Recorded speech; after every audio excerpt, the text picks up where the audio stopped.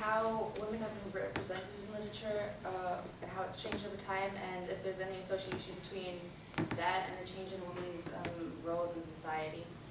Some important things to look at are like where these women are coming from, what's their cultural things, and the time period. So the first book I read was Daisy Miller by Henry James. So this takes place in the early 1900s. Daisy Miller's on vacation in Europe with her family. She's a part of the rich American elite at the time. And societies in Europe and America are extremely different. So America has a lot more like acceptable and like different like cultures.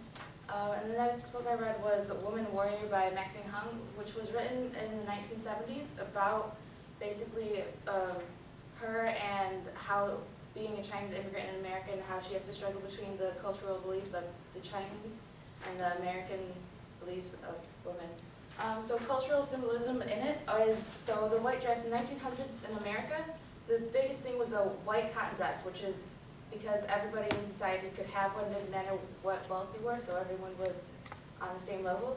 And then in China, the yin-yang symbol, so when we think of white and black, we think women are white because white and feminine, but actually when we were black, because black was darker and like women were considered to be like deceitful and like secretive.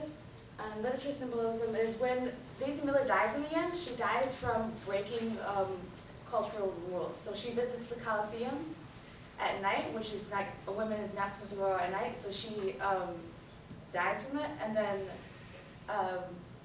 similarities and differences between the two of them is you have to look at the time periods that they were written. So when Daisy Miller was written, there were extreme social rules on women that could not be broken, and in the 70s, these rules were being changed. So over time, in the ancient Greek, women were sexual objects. Like, that's all they were. Like, they weren't considered anything else, so that's how they were written. In the medieval time periods, women were either Eve or Virgin Mary.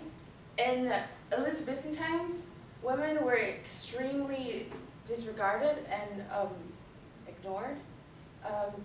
Anne Karenina was written by Tolstoy, and it's like super against Anne Karenina. Anne Karenina is the main character, but she's written out as like this person that makes terrible decisions and abandons her family and does all these horrible things, so you're made to hate her even though she's the lead.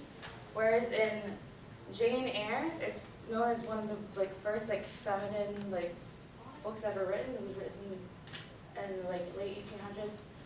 Jane Eyre has nothing, grows up with nothing, and it's her like struggle as a woman to try and like create a life for herself and struggle to have her own decisions.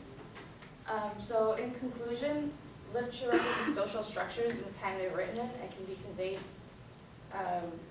by posing, depending on the people, it conveys different things. So women, when they take stronger roles in society, they have more roles in society or in literature.